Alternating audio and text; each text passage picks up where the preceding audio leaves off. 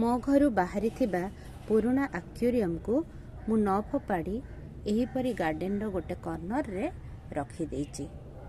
ସେହି ଆକ୍ୱେରିୟମ ମଧ୍ୟରେ ମୁଁ ମୋ ଗାର୍ଡେନରୁ ବାହାରୁଥିବା ଶୁଖିଲା ପତ୍ର, କାଠି, ଡାଳ ଏହିପରି ପକାଇଦିଏ ଏବଂ ସେଗୁଡ଼ିକ ଶୁଖିଗଲା ପରେ ଏହିପରି ଭାବରେ ତଳକୁ ଦେଖ ମାଟି ପରି ହେଇଯାଏ।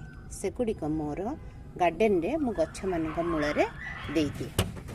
ସେହିପରି ମୋ ଘରୁ ବାହାରୁଥିବା ପ୍ରତିଦିନର ପରିବା ଚୋପାକୁ ମୁଁ ଏହି ଦ୍ୱିତୀୟ ଆକ୍ୱେରିୟମରେ ଏହିପରି ଦେଇଦିଏ।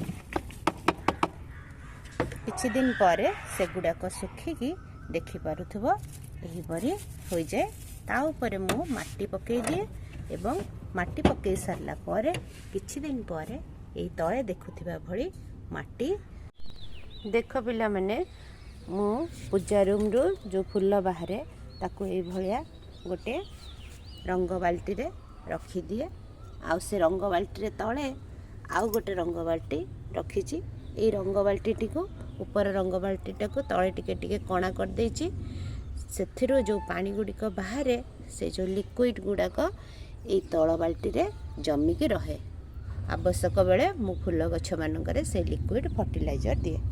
ଏବେ ତୁମେ ଜାଣିପାରୁଥିବ ମୁଁ ମୋ ରୋଷେଇ ଘର ଏବଂ ଠାକୁର ଘରୁ ବାହାରୁଥିବା ଜିନିଷକୁ କିପରି ସଜେଇକି ରଖୁଛି।